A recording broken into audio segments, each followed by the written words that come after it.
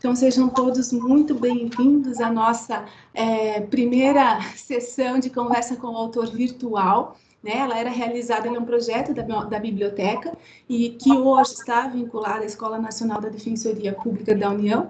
Então, a escola hoje é responsável pela realização desse projeto Conversa com o Autor. E agora, não só em razão da pandemia, mas também numa nova forma de divulgação e da maior amplitude ao alcance dessa ação, nós fazemos essa conversa via plataforma virtual. Então, sejam todos muito bem-vindos. E antes de mais nada, eu peço a autorização de todos os palestrantes, né, que estão aqui conosco, para que nós possamos transmitir agora, ao vivo, essa palestra, que nós possamos também gravá-la, para depois, eventualmente, compartilharmos o link institucionalmente, dentro da Escola Nacional, e também nas nossas redes sociais da Escola Nacional também.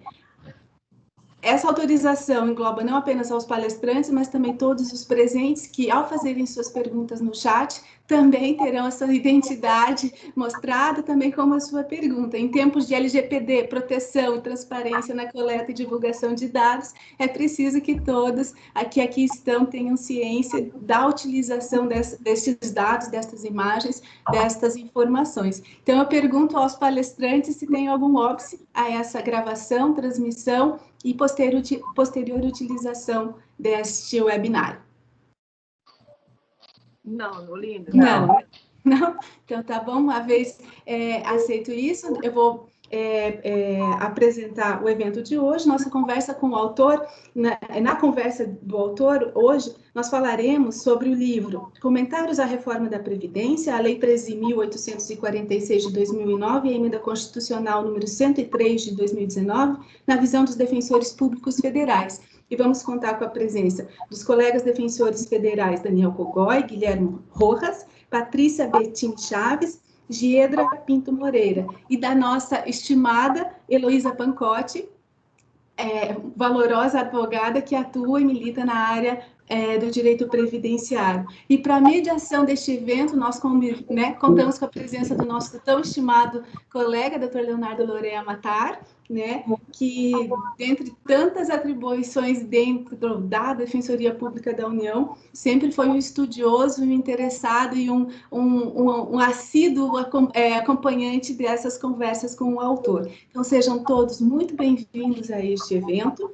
As perguntas podem ser colocadas, digitadas no chat, que posteriormente serão lidas aos autores pelo Dr. Leonardo. Sejam todos, mais uma vez, muito bem-vindos. Dr. Leonardo, a palavra é sua para a condução e mediação deste evento. Muito obrigado, doutora Olinda. Inicialmente, agradeço à escola e ao doutor Olinda por esse espaço tão importante, né? Tanto nesta live quanto nos eventos presenciais, sempre foi um evento que teve como objetivo divulgar os autores, né, dentro da Defensoria Pública da União e estimular também essa prática. Bom dia a todas, bom dia a todos. É um prazer dividir esse espaço com os colegas. Gostaria de agradecer o convite para essa mediação. Espero cumprir a contento a minha missão e, sobretudo, não atrapalhar os trabalhos. Eu queria pedir licença aos colegas para deixar o tratamento protocolar de doutor, enfim, para que a gente possa ter uma conversa um pouco mais próxima, um pouco mais descontraída, e se ninguém se opuser, eu vou adotar apenas o primeiro nome de todos. Como a doutora Olinda já disse, quem estiver participando pode enviar as perguntas pelo chat e, na medida do possível e do tempo, eu vou repassando elas aqui para os nossos autores e palestrantes. Gostaria de dizer também que nós teremos um sorteio de um exemplar do livro ao final. Um número foi previamente escolhido pelo Dr. Daniel, e ao final dos nossos trabalhos, esse número vai ser identificado pelo número de ingresso na reunião, e esse livro será enviado para o sorteado. Bom, feitas essas pequenas introduções, vamos iniciar os nossos trabalhos, iniciar a conversa, que é para isso que nós estamos aqui. Primeiramente, eu gostaria de passar a palavra para os organizadores da obra, né, Daniel, Guilherme, para que eles falassem um pouco sobre como surgiu a ideia do livro, qual é o público-alvo desse livro, né, qual é o conteúdo em linhas gerais, qual o aspecto que ele pretende abordar, e se nós poderíamos dizer que o livro combina alguns aspectos técnico-jurídicos com uma visão mais ampla, né, de direitos sociais no Brasil e até com uma perspectiva de futuro. Guilherme, queres falar primeiro?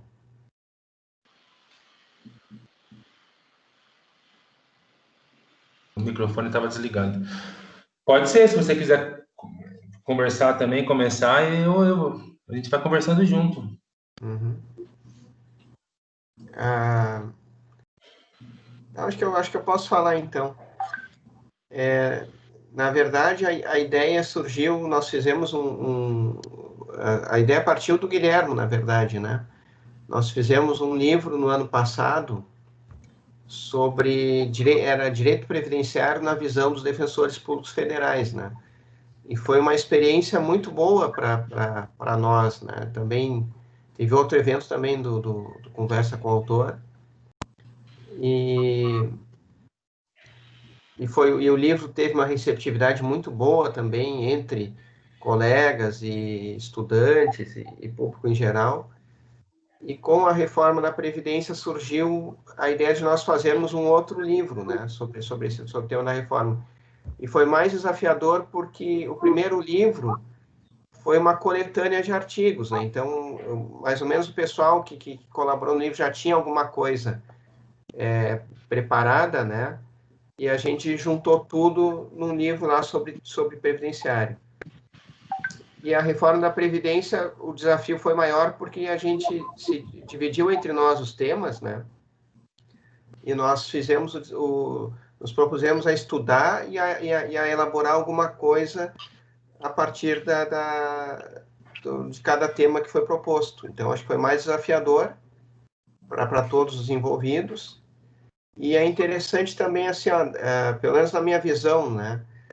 É estranho porque a gente não teve um debate da reforma da Previdência durante o tempo dela de tramitação. Quando eu falo isso, assim, quando a gente via na mídia a discussão sobre a reforma da Previdência, tudo que a gente ouvia eram números, né? Olha, vai ter uma economia de 1 trilhão em 10 anos, depois de 800 milhões, agora vai mudar tal coisa, vai diminuir a economia ou vai aumentar. Era sempre uma questão de números e de questão fiscal, e se não aprovar, a reforma quebra o país, né?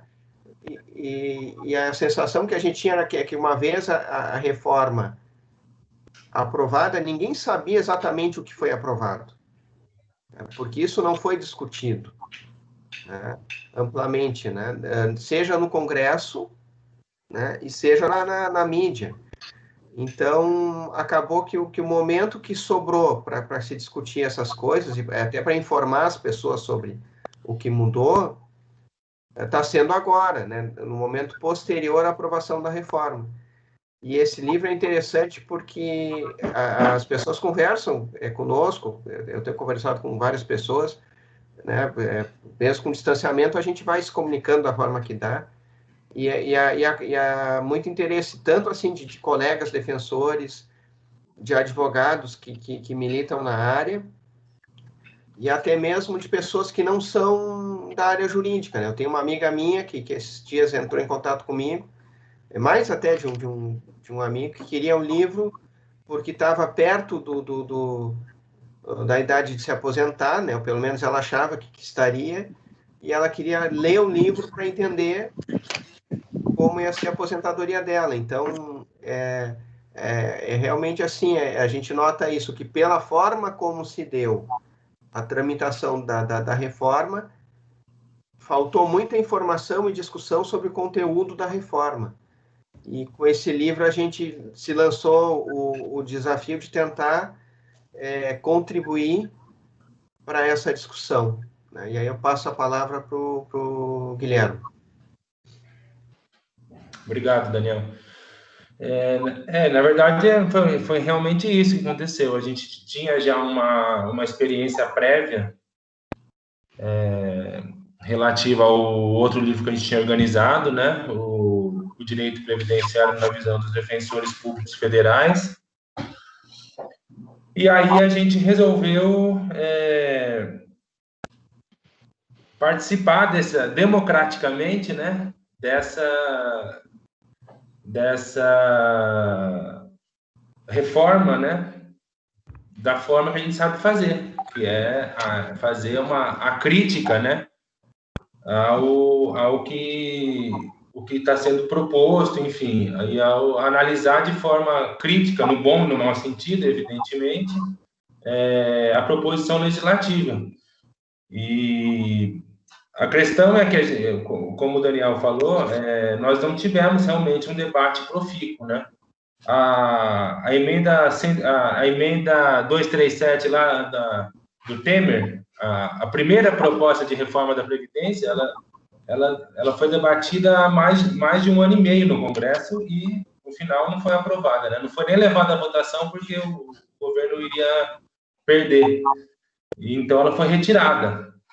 E essa reforma, a emenda 103, né? Oriunda da PEC 3, da proposta de emenda constitucional número 3 ou 6, acho que 6, ela foi proposta no primeiro trimestre, né, do ano de 2019 e foi aprovada no último trimestre, ou seja, ela teve uma tramitação em torno de 8, 9 meses, né? Uma emenda constitucional dessa magnitude, né, que alterou pontos sensíveis em todo o regramento, tanto do regime geral quanto do regime próprio também, um caminhar muito pequeno, né? E isso é muito bem demonstrado, inclusive, com a participação do Paulo Paim, que foi um dos poucos que realizaram o debate lá no âmbito do Senado Federal, e ele mostra de que forma essa PEC tramitou lá no Senado, e mostra todas as incongruências justamente por conta dessa falta de debate, né? Foi uma emenda que passou de sopetão, vamos dizer assim, né? E não só a emenda, né? Como muita matéria previdenciária ou passa como medida provisória, e aí depois eu não vou dar o spoiler da minha fala, mas já puxando a sardinha para o meu lado nesse sentido, né? Ou no famoso na famosa jabuticaba jurídica, né? Em que uma lei, a emenda de uma lei fala uma coisa, mas tem um artigo perdido no meio dela que trata sobre previdência, por exemplo, né? A mais recente foi a MP 927, né? Que perdeu vigência, né? Mas que tratava sobre outros temas, e no meio dela tinha a questão do auxílio acidente, a questão de toda essa legislação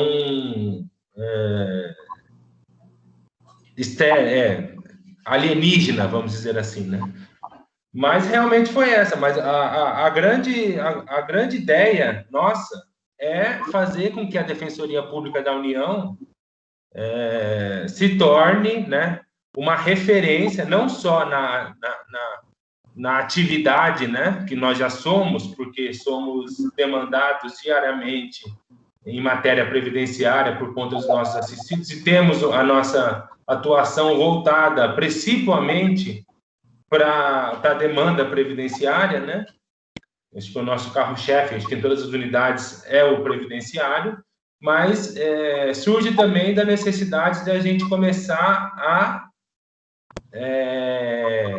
ter uma atuação mais decisiva no meio editorial também da Previdência Social. Nós não temos um doutrinador de referência, defensor público federal. Nós temos procuradores federais, nós temos juízes federais, né? Nós temos procuradores do Estado, mas não temos um defensor público federal que seja a referência em matéria previdenciária. Então, eu acho que a nossa ideia é justamente a gente começar a ocupar esse espaço que tem que ser nosso também, porque nós estamos do lado mais fraco da relação e sabemos as dificuldades da militância e do exercício da defesa dos direitos previdenciários em juízo.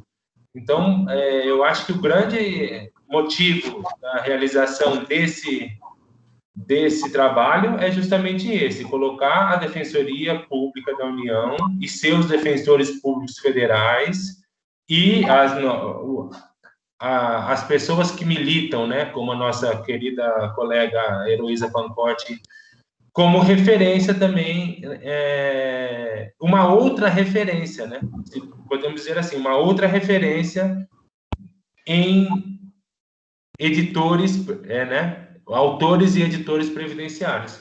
Então, eu acho que o motivo principal dessa obra é justamente esse, fazer o contraponto e fazer a assunção dos defensores enquanto escritores e autores de livros previdenciários. Então, acho que essa é a nossa ideia. Eu queria pedir aos colegas que mostrassem a obra, por favor. Facilita na hora da compra da internet a identificação visual. Coloquem na frente da câmera aí para que o pessoal possa memorizar a capa do livro. Aí, comentários da reforma da Previdência. Gente, a abertura do livro foi escrita pelo ex-ministro da Previdência, né, Ricardo Berzoini. E o título da escrita dele diz: a Seguridade Social precisa ser reconquistada. É mais ou menos esse o panorama do livro?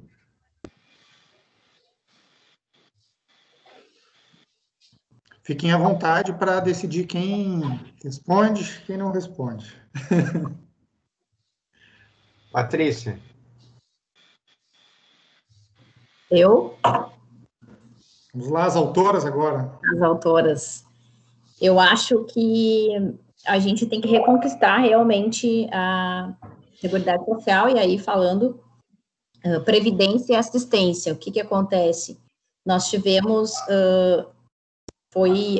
ferido muitos princípios fundamentais de proteção social nessa reforma. Então, acho que a gente vai ter que resgatar muita coisa, e cabe aos próprios defensores públicos criar algumas teses, a gente vai ter que se aprofundar na reforma da Previdência. Eu participei em alguns momentos, logo no início da reforma, de algumas audiências públicas aqui no Rio Grande do Sul. Então, eu fui em algumas cidades participar dessas audiências públicas, e é interessante a gente participar dessas questões, mostrar a nossa visão pelo lado da pessoa hipossuficiente, né, da pessoa mais carente, que é o nosso público-alvo.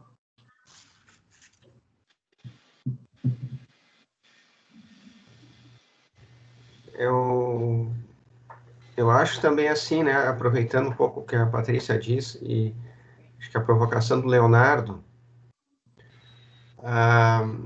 quando o Paim fala em reconquistar a previdência pública, né, porque um dos aspectos que eu abordo um pouco ali no meu artigo, que o risco que eu vejo hoje é da gente acabar realmente perdendo a previdência pública, como a gente, de certa forma, perdeu a saúde pública e o ensino público e tantas outras coisas que eram públicas e cada vez mais foram privatizadas na prática, né? Quer dizer, hoje o ensino público, o fundamental, quem tem dinheiro coloca em escola privada, né? Saúde pública, o SUS, quem tem dinheiro busca os planos de saúde, né? E acho que o risco que nós corremos com a reforma da Previdência, com a Previdência, né, tal qual ela está hoje, é de que também quem tiver dinheiro vai se socorrer da Previdência privada. porque não vai sentir confiança na previdência pública, seja porque as regras mudam a todo momento, seja porque cada vez é mais difícil se aposentar, né? E seja porque não se tem segurança dos valores que a pessoa vai receber quando se aposentar. Então, acho que isso também é um ponto de discussão ali, né? Será que é essa previdência que nós queremos?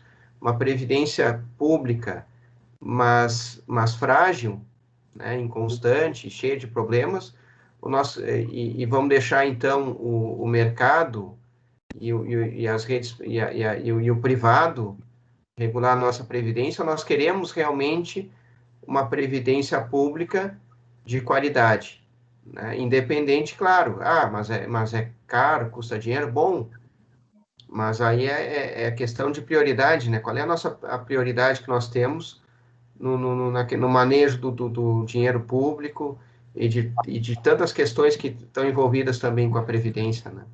Então, acho que nisso que também o livro traz essa discussão e propõe essa reflexão também, né? Que tipo de previdência nós queremos? Nós queremos uma previdência pública, tanto faz, ou nós queremos é uma previdência privada, né? Porque atende mais os interesses do mercado e do balancete lá das contas públicas, né? Acho que essa discussão também é importante, né? Voltando para o doutor Guilherme, acho que ia fazer... Não, só com o doutor Leonardo. Bom, não é doutor, vamos falar de Leonardo. Guilherme. Isso. Só complementando o Cogói, lembrando que existe uma PEC paralela, né, em tramitação, né, o ponto da capitalização que o Cogói falou agora, ela está em discussão ainda, né, ela está adormecida, mas existe a PEC paralela que justamente em alguns pontos que não tiveram consenso, né, lá no Congresso, ainda vão ser votados. Então, o que eu quero dizer é o seguinte, que a obra não está completa e a reforma não se completou de forma integral. Então, provavelmente, muitas outras novidades virão. Entrando, então, agora num tema um pouco mais específico, né, dessa reforma, eu queria perguntar para a Patrícia como ela vê a introdução do requisito da idade mínima para aposentadoria por tempo de serviço, tempo de contribuição, né, e, particularmente, talvez, em relação àquele público atendido pela Defensoria Pública da União. Bom, eu vejo como um verdadeiro retrocesso social. O que acontece? Nós tínhamos duas aposentadorias típicas, programáveis, que nós chamamos, de aposentadoria por idade e aposentadoria por tempo de contribuição. O que a emenda constitucional 103 ela fez? Ela praticamente extinguiu a aposentadoria por tempo de contribuição. Nós não temos mais aposentadoria somente com base em tempo de contribuição. Nós temos que acumular os dois requisitos, idade mais o tempo de contribuição. Então, com isso, essa emenda, ela vai proporcionar uma verdadeira exclusão social das pessoas mais vulneráveis. Por quê? Porque a pessoa vai ter que ter, o homem, por exemplo, a idade de 65 anos e a mulher 62 anos, mais o tempo de contribuição mínimo que ele vai ter que ter. A gente sabe que as pessoas das camadas mais baixas, mais vulneráveis, são trabalhadores braçais, que trabalham com esforço físico. Por exemplo, um pedreiro. Um pedreiro, ele, a partir dos 55 anos de idade, ele já não é mais contratado por uma empresa. Dificilmente ele vai ser contratado. Aí ele começa a apresentar diversas enfermidades, enfim, e ele vai ter que ficar num certo limbo previdenciário até ele completar a idade dele de 65 anos, né? Então, a pessoa vai ficar sem poder se aposentar, porque ele vai ter o tempo de contribuição já necessário, já vai ter os seus 35, pode ter até os seus 35 anos de contribuição, mas ele não tem ainda a idade necessária de 65 anos. Então, ele vai ficar nesse limbo, desprotegido pelo sistema previdenciário. O que vai acontecer, na minha visão? A gente vai aumentar ainda mais a questão dos benefícios por incapacidade. Isso já é uma questão, por exemplo, 90% da nossa demanda na área previdenciária são os benefícios por incapacidade. sempre foi uma problemática na área do direito previdenciário. Então, eu vejo isso como um aumento de procura pelo Poder Judiciário também em relação aos benefícios por incapacidade, porque essa pessoa, ela não vai poder se aposentar. Então, ela vai buscar o quê? Se ela estiver com alguma enfermidade, impossibilitada de trabalhar, ela vai buscar um benefício por incapacidade, que já é a maior demanda na área do INSS, da Previdência Social. Então, eu vejo isso como um primeiro reflexo muito grave em relação a isso. Outra questão é que a gente também não vai mais poder converter o tempo especial em comum, a partir da emenda constitucional 103. Tá? Aí, não querendo entrar na aposentadoria especial, mas aí um reflexo que tem dentro da aposentadoria por tempo de contribuição. A gente não vai mais poder converter a partir da emenda constitucional 103. Isso também vai causar uma profunda transformação. Tá? Então, eu vejo que o equilíbrio financeiro e atuarial, a crítica que era feita sobre a aposentadoria por tempo de contribuição é que é para vedar aposentadorias precoces, que muita gente se aposenta muito cedo, com 55 anos de idade, enfim. Isso não considera o nosso público-alvo, que são as camadas mais pobres, os mais vulneráveis, que começam a trabalhar mais cedo, bem mais cedo, eles entram bem mais cedo no mercado de trabalho. Então, consequentemente, lá pelos seus 50, 55 anos, eles já não têm mais condições de se manter nesse mercado, e é eles que vão ser os mais prejudicados, na minha visão. Então, eu vejo que o defensor público ele vai ter que batalhar muito, construir teses, vai ser um verdadeiro desafio na questão do direito previdenciário. Algum outro colega quer fazer alguma observação? Aí fique à vontade. Senão eu vou perguntar para a Giedra, como é que a emenda constitucional 103 afetou particularmente os direitos previdenciários da pessoa com deficiência? Poderia falar um pouquinho sobre isso para nós, por favor? Eu brinco até que a emenda constitucional, na minha percepção, ela afeta, se a gente faz um desenho da emenda, é impressionante como ela mexeu no texto constitucional de uma forma extremamente sensível ao direito da pessoa com deficiência. E daí a gente não pensa só unicamente, né, no benefício. A primeira ideia que você tem é a aposentadoria especial da pessoa com deficiência, ou por tempo de contribuição, como muitas é chamada. Mas, na verdade, ela faz alterações possível em vários pontos da Constituição para reduzir ali a proteção, reduz a proteção da pessoa com deficiência, né? E ao fazer isso, ela me parece andar em sentido muito oposto à Convenção do Direito da Pessoa com Deficiência, que impõe ali a obrigação para o Estado aderente, no caso o Brasil, de assegurar de forma progressiva o direito da pessoa com deficiência e uma condição social, econômica adequada, né? Um padrão de vida adequado. Concretamente, em que a emenda constitucional muda, o que ela mexe, no que ela afeta o direito da pessoa com deficiência. A gente tem uma alteração ali substancial da aposentadoria especial da pessoa com deficiência, que tem previsão na Lei Complementar 142. Então, quando ela trata da aposentadoria especial, ela equipara, ela traz o mesmo regramento que ela trouxe para a aposentadoria especial.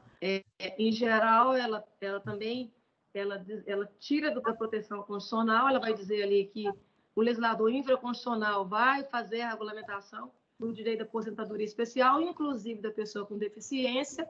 Ela vai trazer para a aposentadoria especial da pessoa com deficiência ou tem contribuição uma exigência de idade. Nós não tínhamos exigência de idade na aposentadoria especial da pessoa com deficiência. Então, ela traz um requisito etário ali, né? E ela diz que vai ter a contribuição por CEP, nós já tínhamos na Lei Complementar 142, não é problema. Contudo, ela traz um requisito etário ali e ela proíbe, quando ela altera ali o artigo 40, o artigo 201 da Constituição Federal, ela proíbe outras discriminações em favor da pessoa do benefício da pessoa com deficiência. Então, esse é um ponto. ela alterou substancialmente a aposentadoria da pessoa especial, né, da pessoa com deficiência.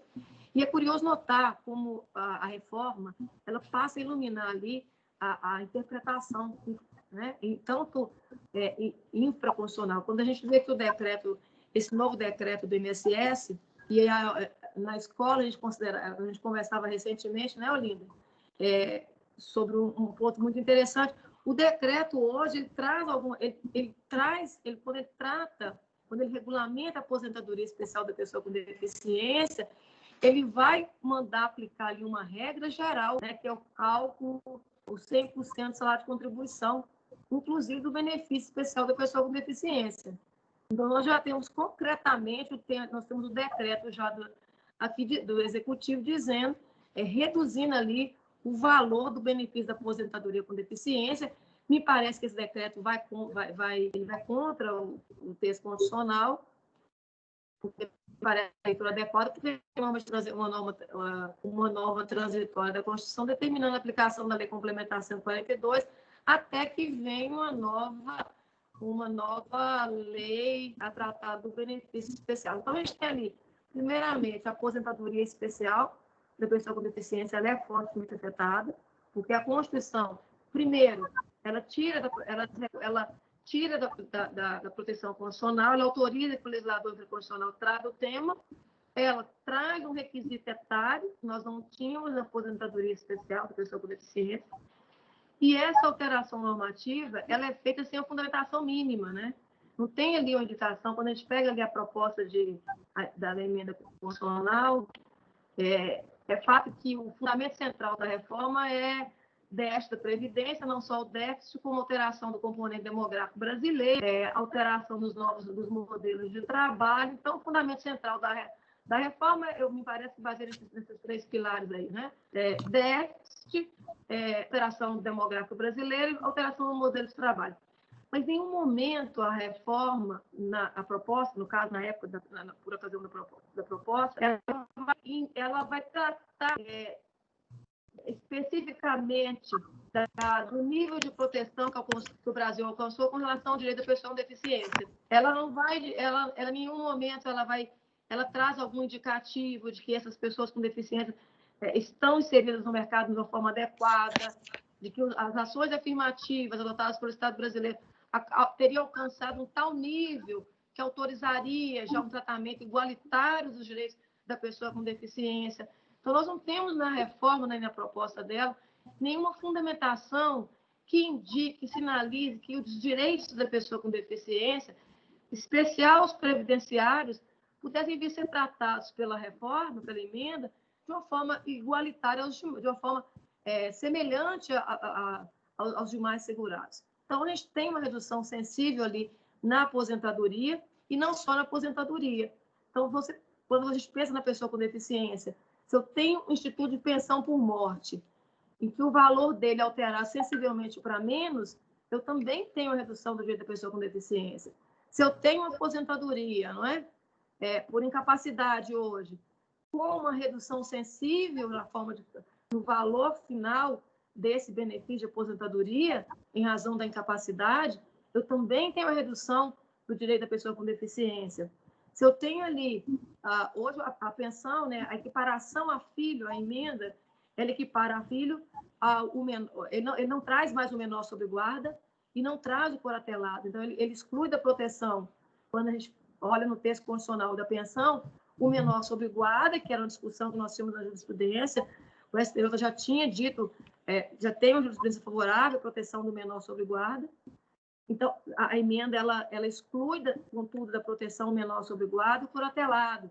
Me parece também que a forma flagrante uma ofensa direta ao princípio da isonomia. Então, quando a gente pensa... Então, nós já podemos apontar três impactos diretos da reforma. A aposentadoria especial da pessoa com deficiência, ela foi fortemente impactada.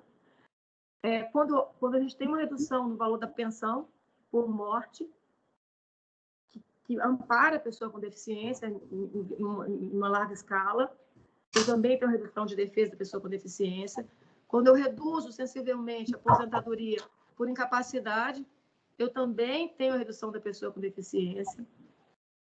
E é curioso notar que até mesmo com relação à readaptação do servidor público, a reforma, ela trata de ela regride na defesa, né? A readaptação, ela autoriza a readaptação do servidor público. Contudo, na Lei 8.112, nós tínhamos ali uma proteção, né? Atividade afim. Então, o servidor público pode ser readaptado, sim, com certeza, aquele que ele não tiver mais apto a fazer aquela função que ele fazia, mas a 8.112 vai exigir que essa readaptação do servidor fosse para atividade afim. Essa garantia nós não temos mais no texto constitucional. Também não temos no texto constitucional.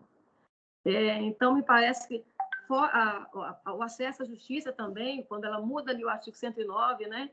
Ela vai alterar ali, estabelecer aquele regramento de distanciamento da seção de justiça federal, em muitos casos, me parece, ela vai reduzir o acesso à justiça, não só para a pessoa com deficiência, mas também para a pessoa com deficiência. E um ponto que me parece bastante relevante é que todas as alterações em desfavor da pessoa com deficiência, não só elas regridem na proteção, elas não atendem à cláusula do dever de promoção de forma progressiva do direito da pessoa com deficiência, como também na proposta há um déficit democrático. A gente não percebe, não percebi ali uma participação da pessoa com deficiência, nem das entidades de defesa da pessoa com deficiência, em toda a discussão, em todo o debate legislativo ali. Essas alterações, elas foram propostas e elas acabaram sendo aprovadas pelo Congresso sem uma participação ativa das entidades representantes da pessoa com deficiência. Então, me parece que a reforma, a emenda constitucional 103, ela padece, acima de tudo, um vício ela é muito pouco democrática, ela contou com baixa participação, me parece que talvez nenhuma participação de entidade de defesa da pessoa com deficiência. Então, esses são os pontos que me parecem muito sensíveis, e lembrando que, segundo a Organização Mundial de Saúde, a própria ONU, né, a maior parte das pessoas com deficiência no mundo, elas estão, 82%, me parece, elas vivem em países em desenvolvimento.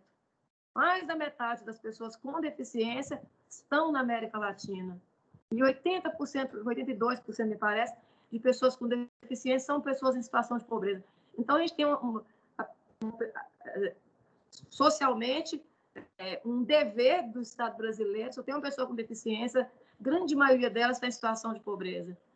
Então, me parece que a reforma ela não se atenta para o dever de promover o direito da pessoa, de assegurar o padrão de vida adequado, quando ela reduz de uma forma tão substancial a pensão por morte, quando ela reduz de forma substancial a aposentadoria por invalidez, quando ela altera o benefício especial da pessoa com deficiência, quando ela reduz o acesso à justiça ao alterar o 109, quando ela trata de readaptação do servidor público, não garante para ele ali que ele vai exercer uma função afim. Então, me parece que esses são os aspectos bastante sensíveis da reforma, e que a gente talvez vai ter que tratar isso aqui agora para frente, doravante aí perante tribunais, e no sentido de sensibilizar o Poder Judiciário desse retrocesso esses pontos que a reforma traz para a defesa do direito da pessoa com deficiência. Gostaria de registrar que nós já temos algumas perguntas e em breve eu as farei aos colegas. Queria agradecer também a presença, estou vendo muitos nomes conhecidos aqui de colegas, amigos, agradecer a presença de todos e lembrar que nós vamos ter, ao final, o sorteio de um exemplar da obra. Heloísa, eu queria te perguntar sobre a ausência de regras de transição nesse quadro que está sendo pintado aqui. Essa ausência de regras de transição, digamos, razoáveis, ela agrava essa situação? E também gostaria de incluir, o teu artigo faz uma referência ao princípio da confiança jurídica. Eu queria que tu pudesse também trazer para nós a relação que ele guarda com esse tema que nós estamos tratando. Eu agradeço as perguntas. Eu queria só introduzir, antes de mais nada, uma fala que vai um pouco ao encontro do que do que os professores estão discutindo, né? Porque, sobretudo, o debate sobre essa reforma da Previdência, ele foi um debate, sobretudo, muito desonesto. E por que eu considero que esse debate foi desonesto? Porque lá em abril, né, quando a OAB, o IEPEV, o IBDP, o IAPE, os institutos com os grandes juristas na área, se propuseram a debater o tema, a primeira coisa que houve foi a decretação de sigilo sobre os dados atuariais, para que nós não pudéssemos oferecer um ponto de vista técnico, como já tantos outros, né? Tantas outras vezes esse debate foi permitido. Então, é uma característica, infelizmente, desse momento político que nós estamos vivenciando, a sonegação de informações extremamente importantes para que o debate se dê num campo democrático, né? Num campo científico, e não o que houve, que me parece muito obscuro, e totalmente divorciado dos princípios que fundaram o nosso sistema de seguridade social. E trago aqui para vocês que, do ponto de vista beveridiano mesmo, o sistema de seguridade social foi delineado com base em 3 princípios assim muito que nós não estamos atendendo com a reforma. O primeiro é o compromisso com o desenvolvimento social progressivo. Nós estamos, desde 2016, num caminho muito perigoso de supressão e sonegação de direitos que tem se refletido na economia, né? É importante como as pessoas deixaram de observar como, especialmente essa sistemática absurda de pente fino nos regimes, nos benefícios previdenciários, tem sonegado dinheiro que estaria em circulação e que, em última análise, retorna para o governo, né? Então, como o impacto na população brasileira foi sentido agora com a assunção de 50 milhões de pessoas extremamente precarizadas, né?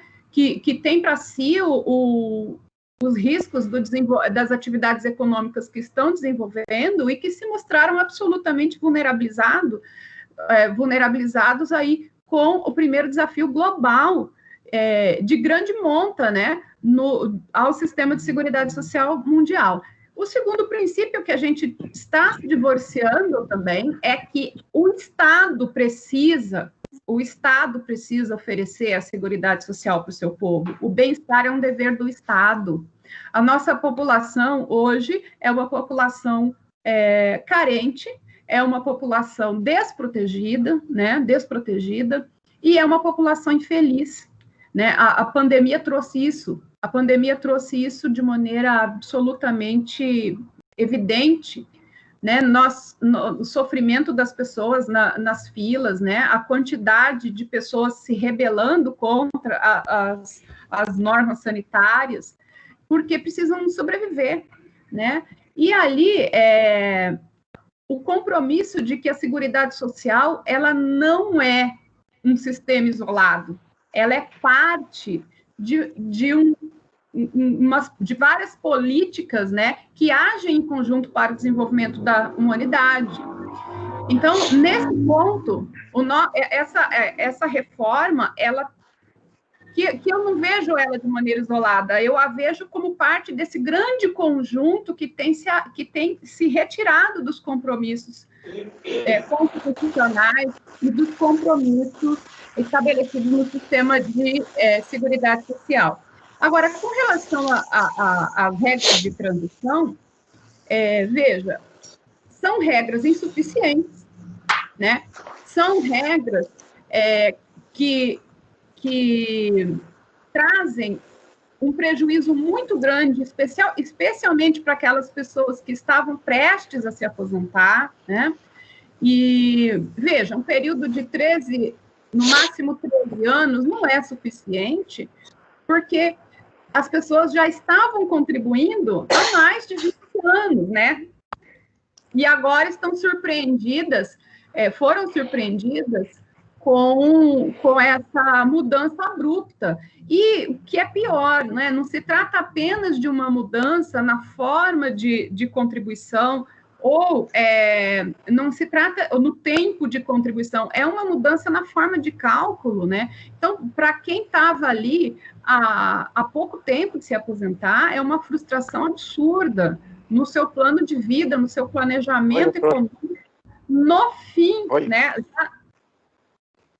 Pois não? Desculpa, só vou pedir para que tenha alguém com áudio ligado, por favor, vou pedir para que todos desliguem os seus áudios e também as suas câmeras, nós temos uma interferência de som aqui. Pode continuar. Desculpa. E ali, de forma abrupta, para quem está ali nos 45 do segundo tempo, né? Então, isso é um absurdo que nós estamos vivenciando. E eu vejo, quando o Beveridge delineou lá um sistema de seguridade social que influenciou todo o Ocidente, ele trouxe esse sistema como muito importante para unir uma nação e para fazer com que as pessoas se harmonizassem, né? E nós vivenciamos o contrário. Eu não sei até que ponto a população tem condição de suportar tamanha supressão, sabe? Eu não sei até que ponto o professor Guilherme falou da PEC paralela, que promete aí tratar da ação da questão da capitalização novamente, né? E como esse contingente que eclodiu aí de 50, 55 milhões de pessoas vulneráveis no país, como essas pessoas poderão ter um futuro na velhice, né? Que previdência é essa que expõe um contingente desse tamanho de pessoas à miséria, né? A miséria, em última análise, a miséria. Nós já temos um sistema de saúde absolutamente comprometido, que muito embora seja deficiente, né? Tem gente ainda tentando piorar, né? Nós temos aí limitações orçamentárias que não se justificam, né? Porque não existe um estudo que venha comprovar. O professor Emerson Lemes, quando ainda havia espaço para debates, o professor Emerson Lemes provou que nos benefícios programáveis, o resíduo que fica no tesouro, né, que a pessoa jamais vai aproveitar-se daquele resíduo, é considerável. Então, esse debate sobre a supressão dos valores, a diminuição do valor da renda mensal inicial dos benefícios, o aumento do tempo necessário de contribuição, atrelar o tempo à idade mínima, isso tudo não se justifica ante os dados que foram apresentados no Congresso. E me alarmou muito que, tão logo esses dados foram apresentados pelas pessoas, pelos técnicos da área, se decretou sigilo e se encerrou o debate. A partir dali, o debate foi um teatro, né?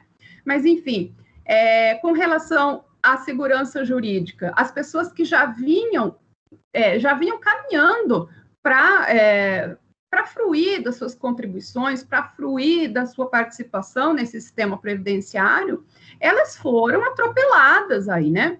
Elas tiveram os seus planos de vida impactados negativamente. E veja, isso não vem somente com a reforma. Veja a última decisão, né, sobre a questão da aposentadoria especial.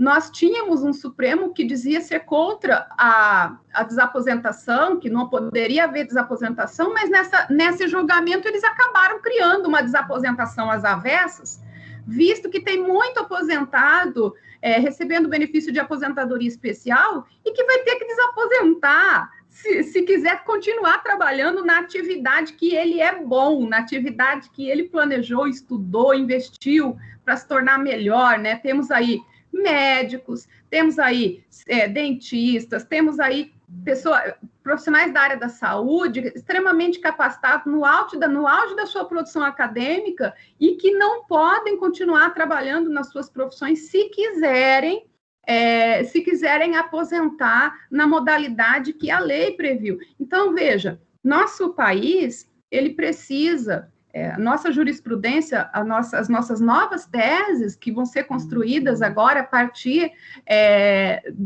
dos debates sobre a constitucionalidade dessas novas normas, elas vão definir aí o futuro, mas temos ainda decisões que não privilegiam a segurança jurídica, que tornam o ambiente absolutamente turbulento, né, e inseguro. Vejam a que ponto chegamos, né?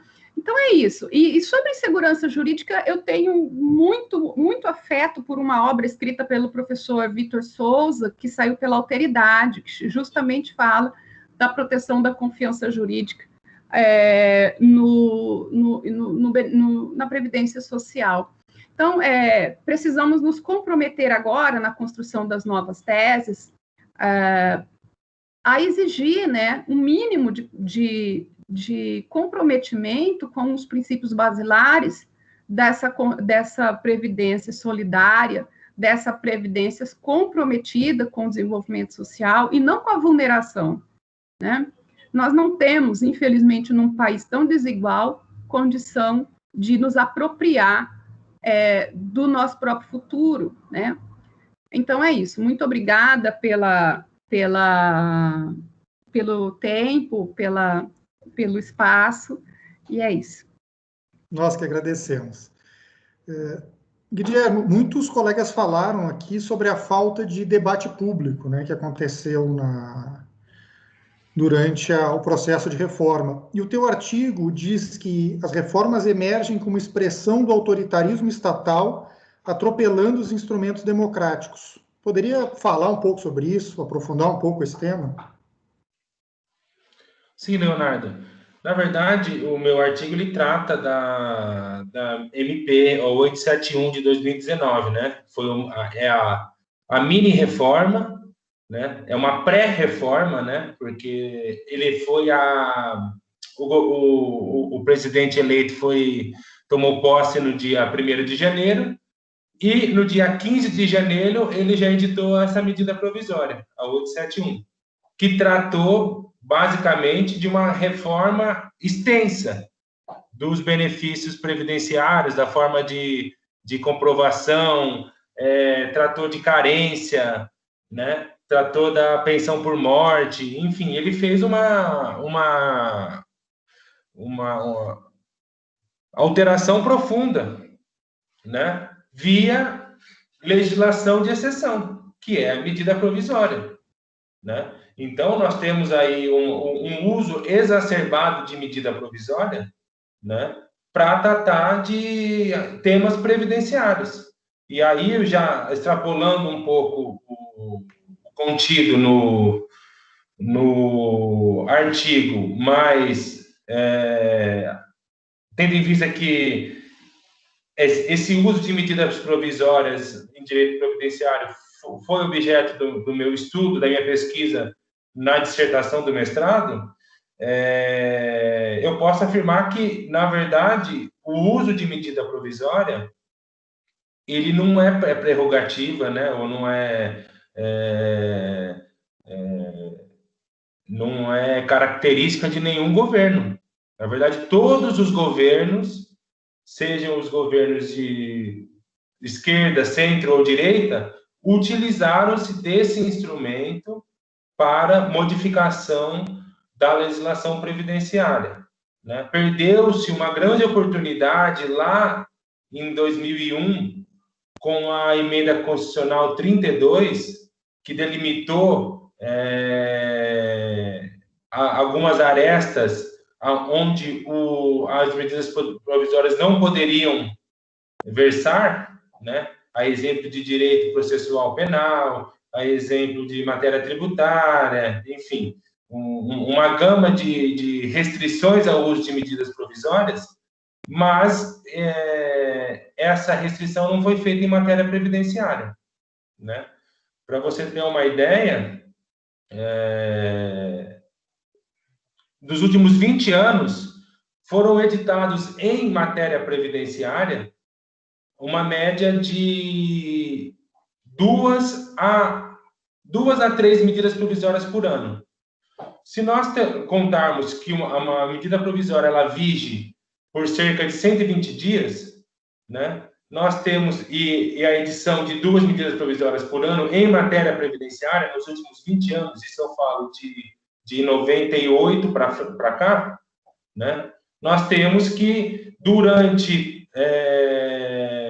240 dias dos 365 dias do ano, vige uma legislação de exceção relativa ao direito previdenciário. Então, aí, como a professora Heloísa comentou, qual a segurança jurídica, qual é o princípio da confiança que a gente pode demandar do Estado se existe uma forma de reger as relações previdenciárias da maneira de exceção, como a gente tem visto hoje, entendeu? Então, por exemplo, a medida provisória 871, ela altera o quê? Alterou a regra de carência, né? Voltou-se, né, no texto original, a carência de reingresso, ela foi estabelecida como carência cheia, ou seja, aquela pessoa que perdia a qualidade de segurado, para se voltar a filiar ao regime previdenciário, ela teria que contribuir com todo o período de carência, né? Por exemplo, o auxílio-doença, os benefícios por incapacidade são 12 meses de contribuição, né? A carência para o benefício. Então, a MP previa essa volta de carência.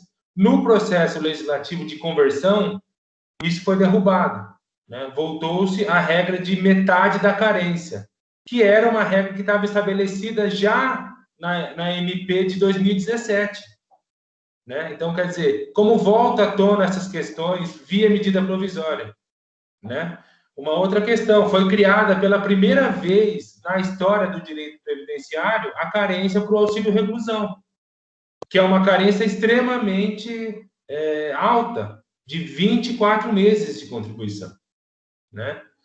Uma outra questão, como inclusive a doutora Giedra comentou, houve uma desregulamentação jurisprudencial pela legislação. Como assim? Ora, tinha matéria pacificada nos tribunais, né? Por exemplo, o auxílio-acidente. O auxílio-acidente hoje, com a MP, convertida na lei 846, de 2019, o auxílio-acidente, por exemplo, hoje não é mais um benefício previdenciário, né? Ele não gera mais a manutenção da qualidade de segurado, o auxílio-acidente. Ele é um benefício tipicamente indenizatório, né? Uma outra questão, decadência, isso é um absurdo total, no meu sentido, decadência para concessão de benefício, né? O STF tinha definido essa questão já, de que não existe decadência para concessão de benefício. O que existe seria uma decadência para a revisão do benefício, né? Seriam de 10 anos. A MP vem e fala, não, se você pediu o benefício há 10 anos atrás e não pleiteou, aquele benefício que você tinha pedido, ele decaiu, você tem que pedir um novo benefício, né? Então, a proteção ao menor também foi alterada, né? Absurdamente, suprimiu-se um artigo da 8.213 que falava que não corria prescrição e decadência para os menores de idade, para os menores de 16 anos, né? Ou seja, existe uma série de regras restritivas que não observam o devido processo legislativo, que são implementados via medidas provisórias.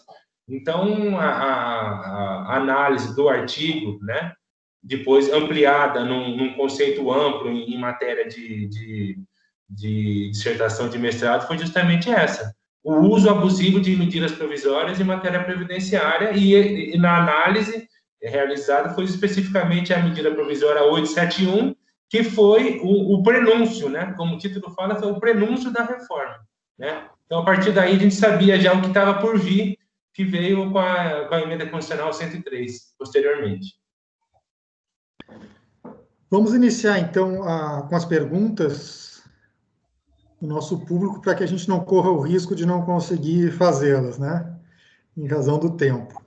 Então, eu queria fazer essa pergunta para todos que se sentirem mais à vontade para responder. O Marcos Vinícius pergunta: os autores já vislumbram com a reforma previdenciária aspectos de vulnerabilização social que demandarão atuação coletiva da Defensoria Pública da União?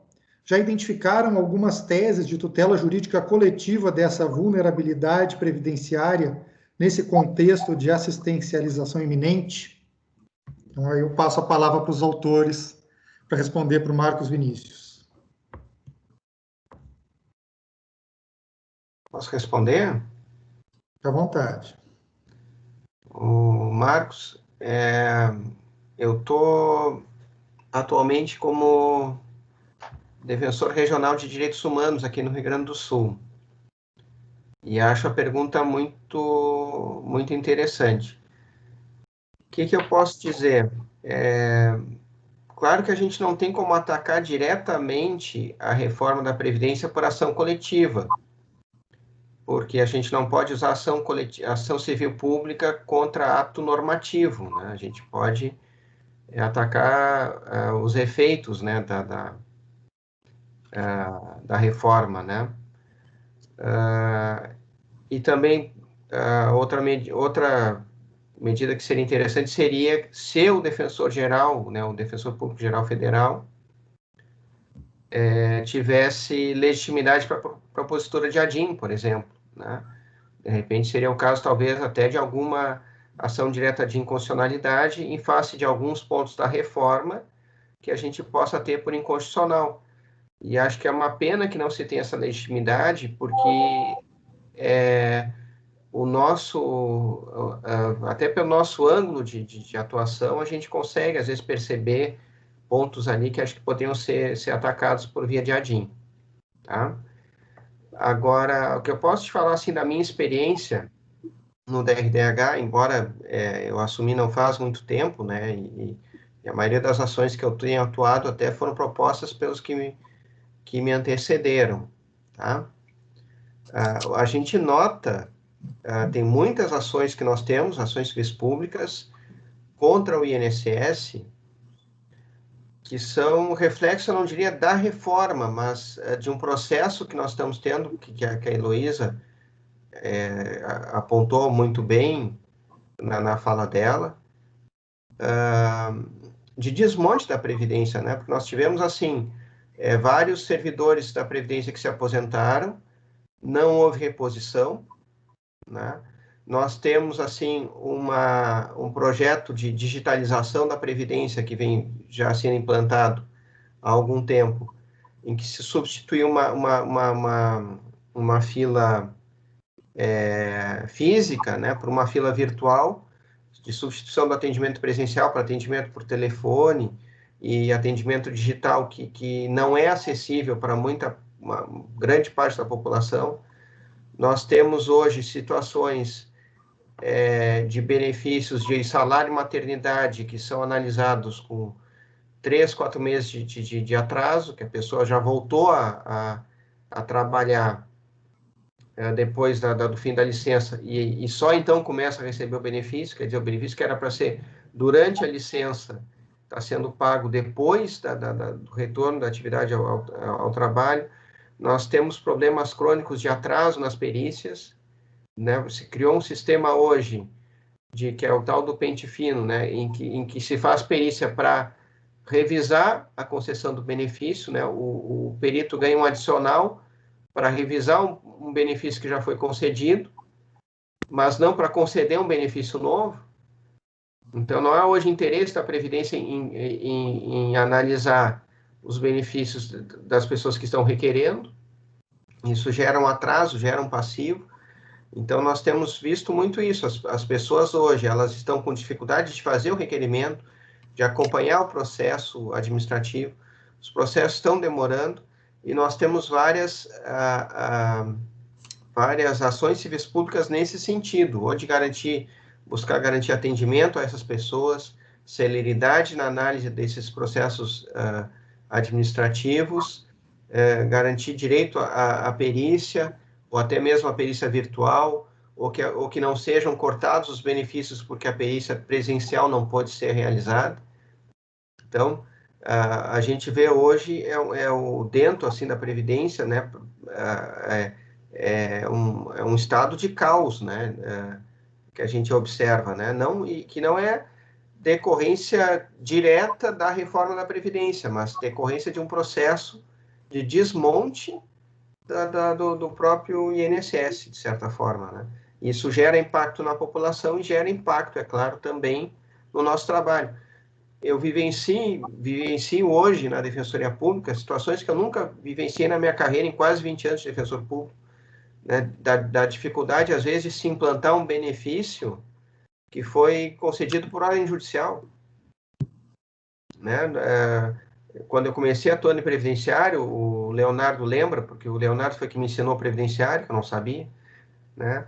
Os modelos que eu tinha de petição inicial, todos eram do Leonardo, e eu, antes de entrar com a ação, eu perguntava para ele se era aquilo mesmo, né? Porque eu não tive previdenciário na faculdade, e não tenho orgulho disso, mas eu chutei praticamente todas as questões do concurso, não sei como eu passei em previdenciário, acho que o destino era ser defensor público mesmo, mas eu tentei compensar depois estudando, né, e tentando aprender com as pessoas que se dispunham a ensinar, né, e o Leonardo foi muito importante para mim nesse início, né.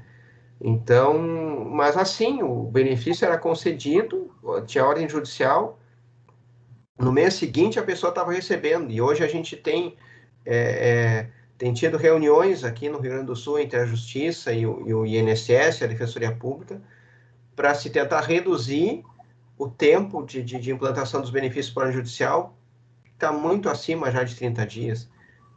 Então, é uma situação que eu nunca antes tinha vivenciado e agora a gente está observando isso, né? Então, com certeza, diria o Marcos, que há muito espaço, infelizmente, né, seria melhor que não houvesse, mas há muito espaço para ação coletiva, né, infelizmente. Eu só queria corrigir uma omissão minha na minha primeira fala, que eu deixei de agradecer a escola e a doutora Olinda pela disponibilização do espaço. Eu não sei se eu vou falar de novo, mas queria, nesse momento, fazer esse registro, que acho que é importante, né, que ela prontamente acolheu o nosso pedido, se disponibilizou, está se fazendo aqui hoje presente, né, e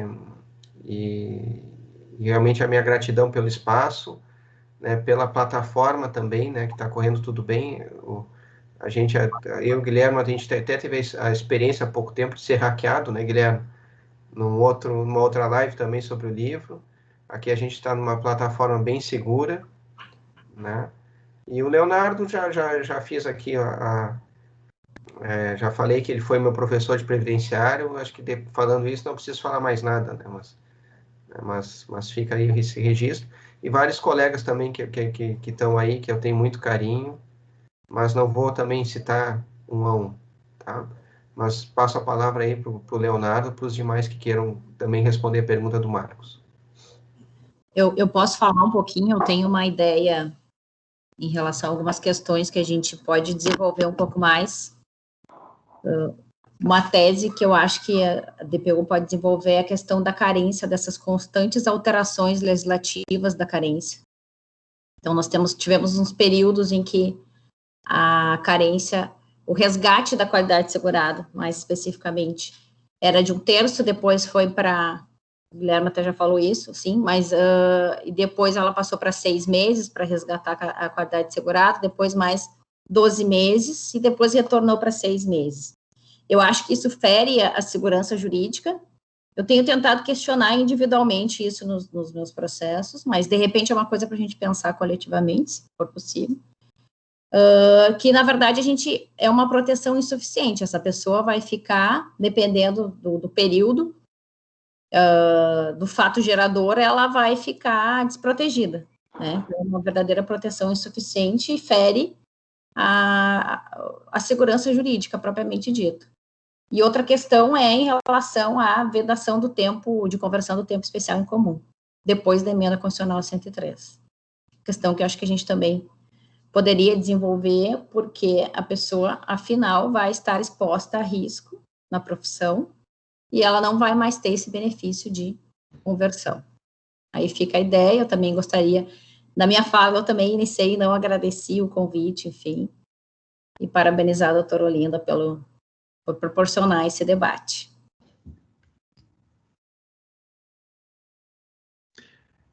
Eu queria acrescentar, se... Giedra, por favor, vai lá. Giedra, ia falar? Não? Tá no mudo. Pronto. Agora sim. Bom, Marcos e Vinícius, eu penso também um pouco com o Daniel, a gente tem algumas limitações, sem dúvida, para tratar coletivamente. Eu acho que se nosso DPGF tivesse ali a previsão, possibilidade de uma ação de disponibilidade, seria fantástico. A gente espera que essa mudança constitucional ela venha, né? Mas enquanto isso não acontece, me preocupou muito recentemente, eu fui passar os olhos pelo decreto 10.410 e esse decreto, ele vem tratar, quando ele trata da pensão, eu acho que talvez a gente pudesse tratar desse ponto, ou pelo menos nos atentar a ele, de agora para frente, quando ele diz dos dependentes, quando ele vem aqui regulamentando o artigo 16 da 8.213, o decreto 10.410, ele é muito curioso, ele traz uma redação do 16, acho que a gente pode pensar coletivo, que essa redação definitivamente me parece que não está de conformidade com a emenda constitucional. A emenda constitucional ela traz ali um tratamento favorecido à pensão daquele deficiente inválido ou com deficiência mental grave, enfim, tudo o propósito da emenda foi de tratar de uma forma mais benéfica aquele dependente. E em nenhum momento restringir a pensão apenas para o dependente mais grave. E o decreto no artigo 16 aqui, ele vai trazer uma disposição conceitual que me parece contrária à emenda, me parece que não decorre definitivamente do que está na emenda, eu acho que vale a pena prestar atenção. Tem também aqui a regulamentação do decreto, ele vai falar, quando ele trata da aposentadoria especial da pessoa com deficiência, ele vai aclarar ali uma fórmula de cálculo que me parece que é contrária à norma transitória da própria emenda constitucional.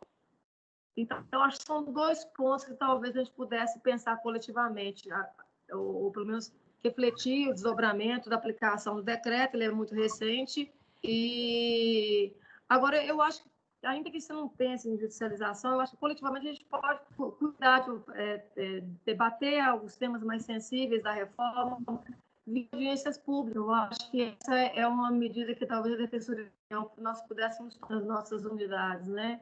Levar o debate para as escolas, trazer o debate até dentro ou fora da instituição. Eu acho que levantar esses pontos sensíveis da reforma, no que ela afeta o nosso assistido, e eu acho discussões mesmo, né, por audiências ou seminários, ou ali uma rede de relacionamento mais próximo com as escolas,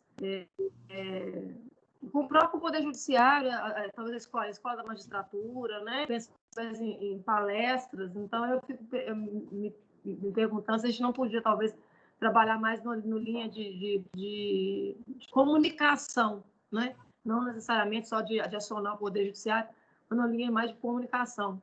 Eu acho que é um trabalho coletivo que nós podemos exercer, doravante, né? A gente não sabe como... que maneira essas normas vão ser aplicadas, qual vai ser a leitura que o Judiciário pode vir a dar à reforma, se em algum momento algum ente legitimado pode levar à discussão do STF a própria inconstitucionalidade da reforma, alguns pontos da reforma, eu espero que sim, Mas eu penso que coletivamente a DPU tem muito assim, a fazer, ainda que não seja via ação civil pública, né?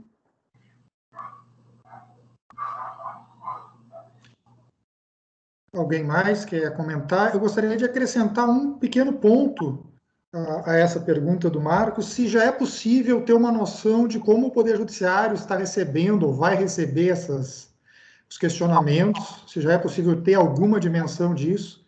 E o segundo ponto também, fazendo uma referência à live, né, que o Daniel, o Guilhermo fizeram com o ex-ministro da Previdência, que foi excelente.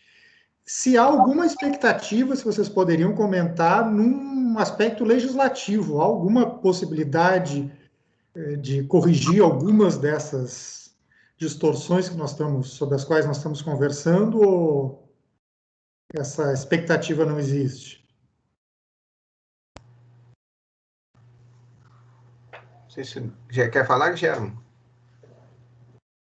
Oi?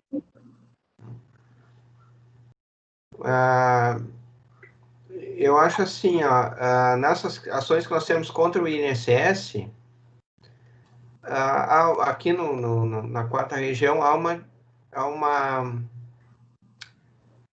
boa vontade do judiciário, mas mais no sentido de buscar uma conciliação, né, junto ao INSS, né? Então, o judiciário tem intervindo, mas tem realizado intervenções, mas acho que ainda de uma forma talvez até tímida, mas tem, né? Que a gente nota assim na pandemia, questões envolvendo pandemia, é que está muito difícil, assim, o judiciário aqui da 4ª região, ele não quer intervir nas questões de política na pandemia. É uma posição mais bem defensiva, assim, né, do judiciário. E nas questões mais abrangentes, vamos dizer assim, da reforma, eu acho que é importante a discussão, acho que é importante a provocação, acho que isso aí tem que ser levado ao judiciário, até de forma estratégica, acho que nós temos que elaborar teses até, não só para ações coletivas, mas para ações individuais mesmo, né? Que a gente possa levar várias ações individuais com o mesmo tema, acho que isso é importante para a discussão. Mas eu sou bem pessimista, assim, a tradição do nosso judiciário em outras reformas da Previdência sempre foi de ratificar o decidido pelo Congresso, né? Não só aqui no Brasil, né? De pegar a jurisprudência de outros países na Europa, onde houve reforma da Previdência,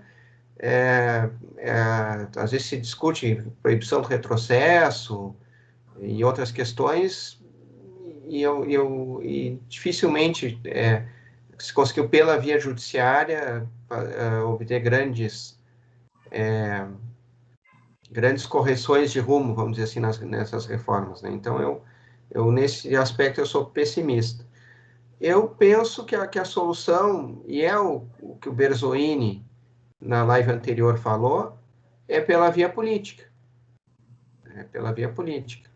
Acho que nós temos que aguardar um pouco, observar os reflexos que essa reforma vai trazer, né? Ver se essas previsões que nós temos feito, a maioria delas negativa, vai mesmo se confirmar, né? Muitas já estão se confirmando.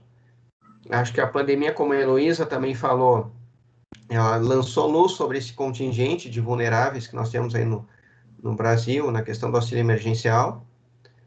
Há um problema no auxílio emergencial, que é o custeio do auxílio emergencial, e haverá um problema lá adiante, que será o custeio, não digo da Previdência, porque a Previdência, se mantiver assim, vai ser autossustentável, mas o custeio das políticas públicas e sociais para os excluídos da Previdência, que a gente calcula que serão muitos, né?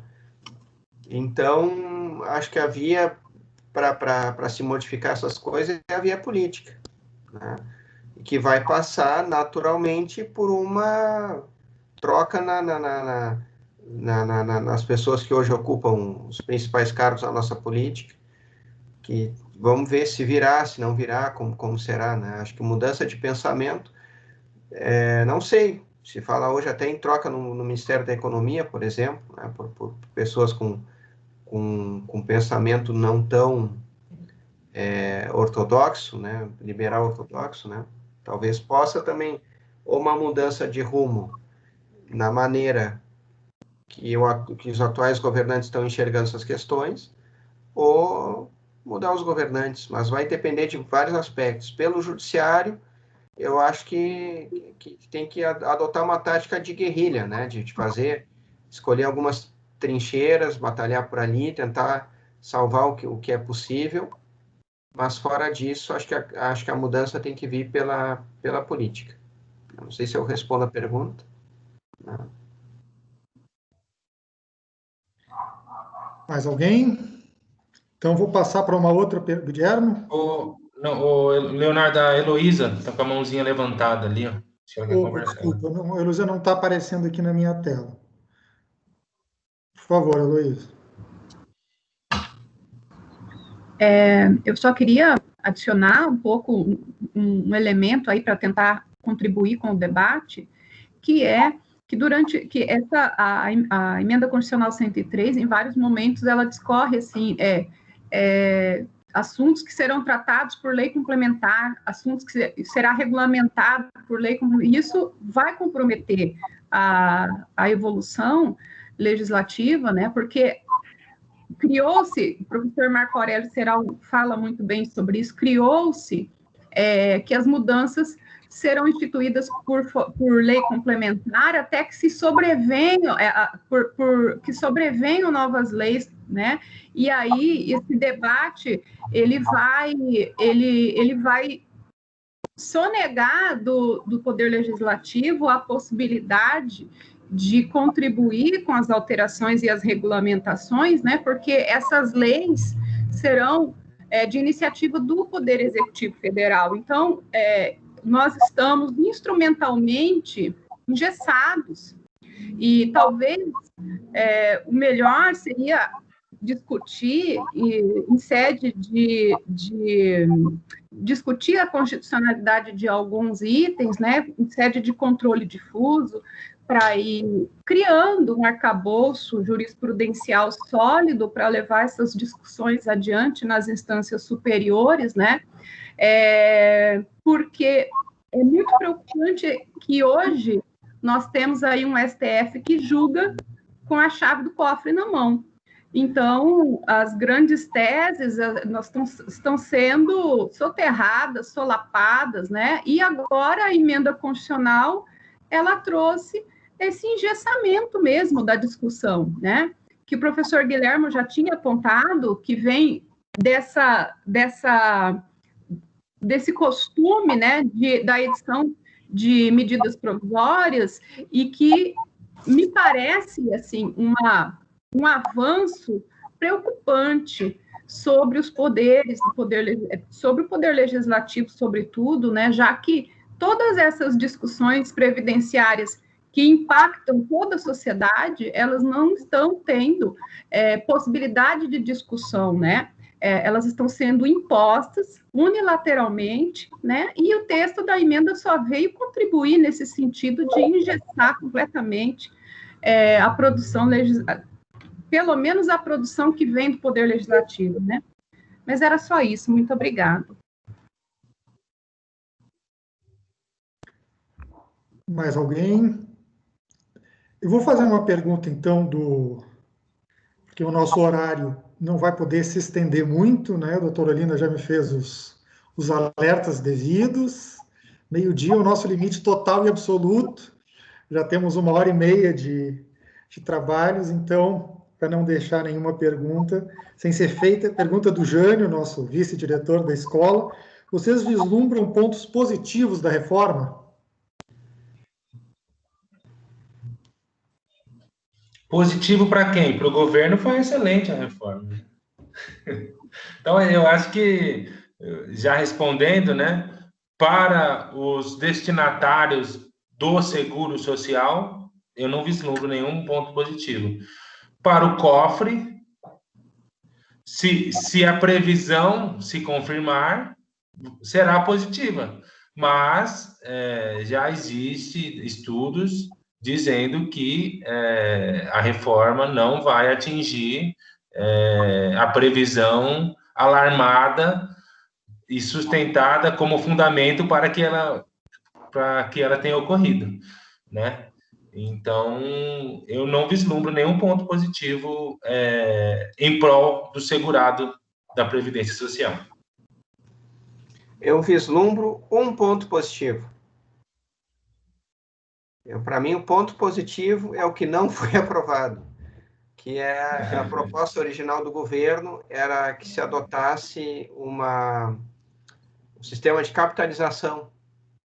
E isso não foi aprovado. Se fosse aprovado, acho que seria um sistema parecido com o que ocorreu lá no Chile, que demorou, mas fracassou. E eu acho que isso é positivo, que não tenha sido aprovado. Mas, né, o Berzoini também alertou, né, se o governo tiver oportunidade ainda de ter a maioria no Congresso suficiente e o ambiente, né, para aprovar esse sistema, eles vão fazer. Mas eu acho que não ter sido aprovado foi uma vitória.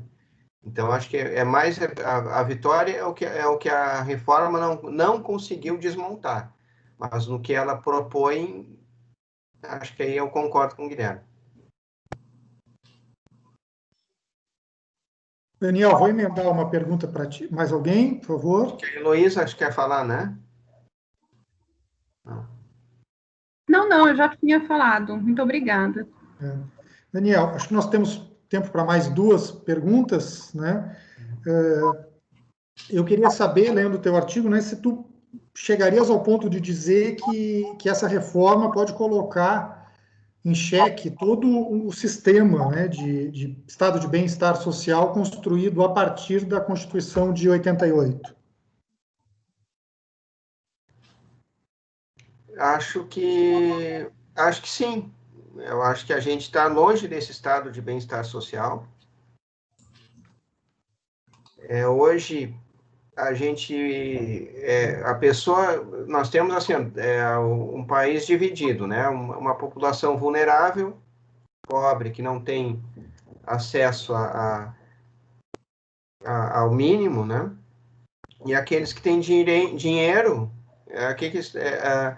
estão optando pela escola privada, pela saúde privada, pela segurança privada, pelo condomínio fechado, transporte privado, né? E quando a gente vai afastando essas pessoas desses serviços públicos, né, acaba fragilizando ainda mais o que é público. Então, a previdência pública que nós tínhamos até a reforma, ela ainda era algo que unia, de certa maneira, diferentes classes dentro da sociedade, né? E agora já não se vislumbra isso tanto, né? Acho que cada vez mais vai se acentuar esse aspecto. Acho que nós vamos ter as pessoas pobres com um acesso muito difícil à previdência e as pessoas ricas buscando outras formas de garantir o seu sustento na velhice que não a previdência estatal. Cada vez mais se acentua. E um problema que nós teremos mais adiante é isso, né? Hoje, para as pessoas que não têm acesso à previdência, existe o benefício assistencial de prestação continuada.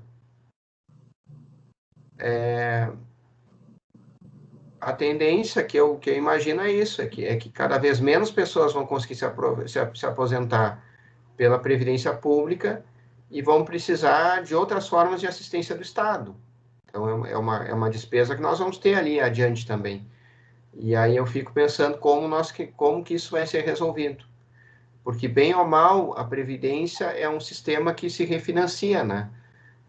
As pessoas contribuem e a sociedade, não só as pessoas, a sociedade inteira contribui para o sistema da Previdência. Acho que menos pessoas terão interesse em contribuir, né?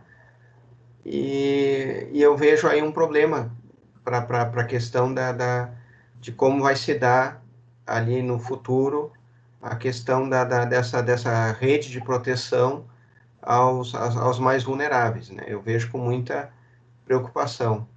Mas o futuro, o bom do futuro é que ele, por mais que a gente não queira admitir, ele é imprevisível, né? Muitas coisas podem acontecer, podem mudar, e vamos aguardar aí o desenrolar. Mas da forma como está hoje, acho que põe sim em xeque muito do que a Constituição propunha e imaginava. Queria perguntar para vocês também, a população brasileira e talvez em particular aquela população atendida pela Defensoria Pública da União, com a qual nós temos um contato mais próximo, ela já tem dimensão do grau de supressão de direitos que aconteceu e, sobretudo, das consequências concretas disso na sua vida? Qual é a opinião de vocês? Voltando um pouco, né, a fala do Daniel, a fala do Guilherme, a fala da Heloísa. É interessante esse toque, essa pergunta, porque eu trato muito sobre isso, né? A chamada opacidade do direito previdenciário, né? As pessoas não têm o conhecimento necessário para demandarem ou para pleitearem seus benefícios, reconhecerem, né, sujeitos de direitos de benefícios previdenciários. E a reforma, ela trouxe justamente, ela acentuou essa opacidade, né, do jurídico. Né? Nós, que somos pessoas que trabalham com isso diuturnamente, nós ainda não tivemos a condição necessária para perceber todas as alterações da reforma da Previdência, né? Imagine uma população extremamente vulnerabilizada, extremamente carente de conhecimentos técnicos, né? Não tem condição nenhuma de vislumbrarem, né, as consequências, as importantes consequências que isso vão trazer para suas vidas no futuro próximo, né? Então, a minha exposição é justamente essa, mostrar a opacidade do jurídico e mostrar a opacidade do direito previdenciário, ainda mais em questões tão técnicas como as questões relativas à Previdência e relativas à reforma em comento, né? Seria essa, mas eu gostaria que eu ouvisse as outras colegas também. Desculpa, eu cortei a fala de alguém. Desculpa. Eu também sou advogada, né? E meu público também é muito parecido com o de vocês. E eu percebi nas pessoas um distanciamento da realidade, uma desconexão, como se as alterações fossem valer para os outros e que não souberam exatamente se conectar com as alterações legais e se compreender como impactados, né? E eu vejo isso muito severamente na população que está mais com renda inferior, né? A população mais vulnerável, aqueles contribuintes que não sabiam, por exemplo, que estão ali nos R$ 2.500, R$ 2.700, que tomaram agora, quando vão procurar os advogados, que se veem assim em frente à queda abrupta dos rendimentos, porque eles não puderam se apropriar. Parece que a forma de cálculo é uma coisa tão complexa que as pessoas não conseguiam realizar o impacto daquilo na sua renda mensal inicial. As questões relacionadas à pensão por morte também, a acumulação de benefícios, então as pessoas não puderam perceber o tamanho do impacto. E agora percebo isso muito, sobretudo pessoas que estavam prestes a se aposentar e vão ter que trabalhar muito mais do que previsto, né? me parece que eles imaginavam que aquilo não ia os atingir. É incrível isso. E eu vejo isso como reflexo de algo que começou lá atrás e contra o qual nós como sociedade, não podemos não conseguimos nos organizar para combater, que é a contaminação de um discurso bem moralizante sobre as normas previdenciárias e a divisão. Nós temos hoje uma divisão entre protegidos, pessoas que se devem proteger, e pessoas que não se devem proteger. Identifico isso lá no começo, quando esse discurso foi aplicado à população encarcerada, e com relação ao benefício de auxílio-reclusão.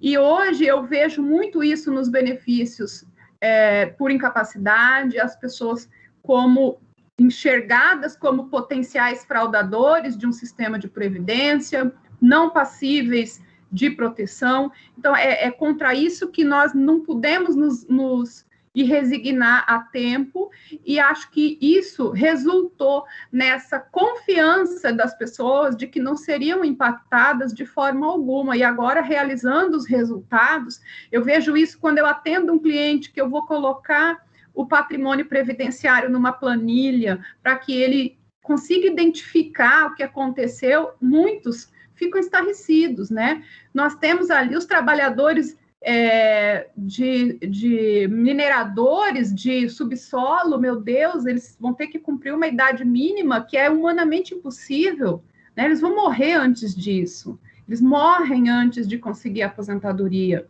em situações extremamente adversas, são, portanto, os novos excluídos da Previdência. Então, a sociedade pouco percebeu o que aconteceu, mas, infelizmente, nós temos hoje os efeitos, sobretudo a população idosa, que mantinha várias famílias.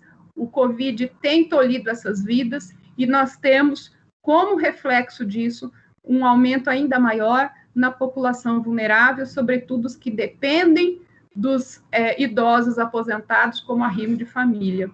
E é isso, as perspectivas são péssimas. Eu acho que eu acrescentaria assim, é um pouco o que a gente falava no início, né? As pessoas ainda não têm informação, porque essa informação não foi dada durante o processo, né? E acho que essa conta ela vai chegar mais adiante. Eu cito um exemplo, lá no início dos anos 2000, quando eu estava na defensoria, tinha uma questão interessante que era a seguinte, as pessoas contribuíam, o Leonardo, acho que talvez se lembra disso, contribuiu sobre 6, 7 salários mínimos, e o benefício era reajustado por salário mínimo. Aí, na época lá, o ministro da Previdência era o Antônio Brito, e se desvinculou o valor da aposentadoria do salário mínimo. O que começou a se fazer? Começou a se dar reajuste real para o salário mínimo e reajuste abaixo da inflação para a aposentadoria. E as pessoas nos procuravam na Defensoria Pública se queixando, poxa, eu me aposentei com 7 salários mínimos e hoje estou recebendo 2 salários. E queriam entrar com a ação. E se entrou com várias ações, mas o Judiciário não chancelou isso. Mas o que acontece? Essas mudanças na Previdência, elas demoram um tempo para que as pessoas assimilem ou sintam os efeitos concretos. A exceção vai ser auxílio-reclusão, pensão por morte, que são mais rápido, né? Mas isso aí o efeito vai se ver mais adiante, né? Hoje, não é só que as pessoas estão deslocadas dessa realidade, né? Mas também porque faltou informação e porque esses efeitos eles demoram um pouco, né, para serem sentidos, não é tão imediato, né?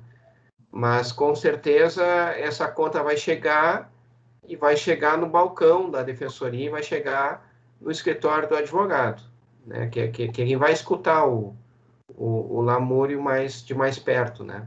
Mas vai chegar. Eu acho, na minha visão, que foi feito todo um trabalho de criar a ideia de déficit na Previdência, inclusive pela mídia, enfim. Então, as pessoas de de baixa renda, que a gente conversa sobre a reforma, elas falam, mas eu acho que é necessário porque a Previdência está quebrada e não vai ter dinheiro para pagar meu benefício. Então, acho que foi construído toda essa ideia antes de que a Previdência está quebrada, que tem o déficit da Previdência, e as pessoas realmente não têm a mínima noção de como elas serão afetadas. E quando a gente exemplifica, eu acho que elas se dão conta. Por exemplo, você tem uma aposentadoria, se seu marido vier a falecer e você receber a pensão por morte, você vai ter que optar, né, entre uma e outra, enfim, quer dizer, vai receber as duas, mas vai ter uma diminuição no segundo benefício. Enfim, essas regras de acumulação que a gente tem agora. Então, as pessoas realmente desconhecem isso, eu acho que foi feito todo, realmente, o trabalho, tanto pela mídia, enfim, dessa ideia de que a Previdência estaria quebrada e que a gente tem o déficit da Previdência há muitos anos. É isso.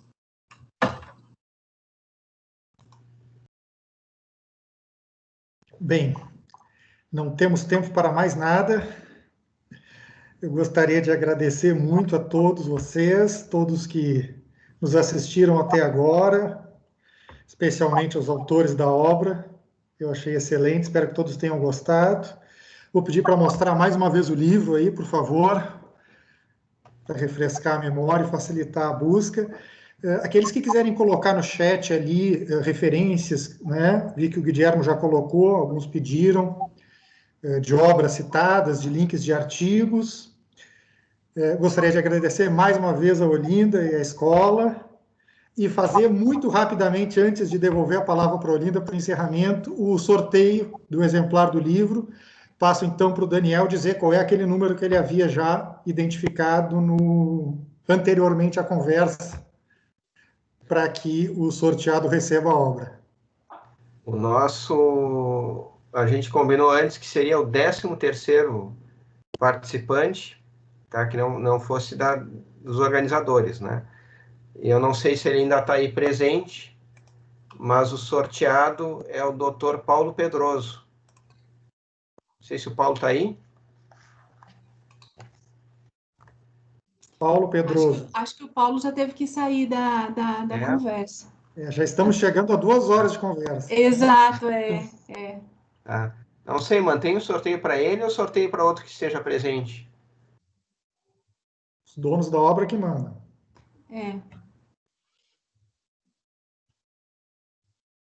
Daniel que manda. Tá. Não, acho que eu vou manter o sorteio para o Paulo, que o Paulo é daqui de Porto Alegre, fica mais fácil de entregar para ele. E acho que ele saiu só no finzinho também, né, coitado, acho que ele estava presente toda, acho que seria injusto com ele, por 1 minuto ou 2 aí, perder o sorteio do livro. Sim, já estamos chegando. Mantém o sorteio aí então, tá? Aqui não é que nem a reforma da Previdência, aqui tem proteção do princípio da confiança. Aqui a gente respeita o direito do sorteado, entendeu? Tá? Então tá aí, depois eu providencio a entrega para o Paulo. Então, muito obrigado a todos, muito obrigado pela oportunidade. Passo para Olinda fazer um encerramento. Muito obrigada, doutor Leonardo. A Escola Nacional da Defensoria Pública da União, ela fica extremamente feliz com este evento. É um projeto já que se desenvolve na DPU há algum tempo, que vinha sendo capitaneado pela Biblioteca Benedito Gomes Ferreira, que agora continua também em parceria com a escola, eis que ela integra agora uma das coordenações da Escola Nacional, desde o novo regimento, publicado em novembro do ano passado. Então, assim, esse é um projeto que se dedica a destacar as obras escritas por defensores e servidores da Defensoria Pública da União. Então, todos os colegas que nos escutam, todos os os servidores que nos escutam e que tenham obras publicadas e que tenham interesse em fazer essa divulgação, é importante, porque a consolidação da instituição também perpassa pela divulgação de obras acadêmicas, de obras que trazem reflexões e que podem contribuir sempre para o avanço, né, dessas ciências humanas e especificamente para uma atuação mais efetiva, mais competente, mas perto daqueles que precisam da nossa atuação. Então, a Escola Nacional agradece muito a presença de vocês, dos autores Daniel Gogói, Guilherme Rojas, a Patrícia Betim Chaves, a Giedra Pinto Moreira, Heloísa Pancotti, e também um agradecimento especial ao Dr. Leonardo Lorea Matar, que tão brilhantemente conduziu essa mediação, que fez essa mediação no dia de hoje. Agradeço mais uma vez a todos os ouvintes que nos brindaram com a presença de vocês, fazendo perguntas ou não. Estes eventos só existem, a escola só existem porque vocês estão aqui, porque vocês estão presentes. Então, a escola sempre fica muito feliz e honrada com a participação de todos, e eu me despeço, faço o encerramento deste evento, contando com a participação de todos para os nossos webinários também, do ciclo permanente de palestras, também transmitidos pela plataforma Teams, e agradeço, por fim, ao Igor, que nos auxilia nessa transmissão. Um ótimo dia a todos, e aqui nós todos nos despedimos para nos vermos em breve num próximo evento. Um ótimo dia para todo mundo. Obrigada mais uma vez pela participação de vocês e muito sucesso nessa obra. Tchau. Tchau. Tchau, bom dia. Tchau para todos, bom dia.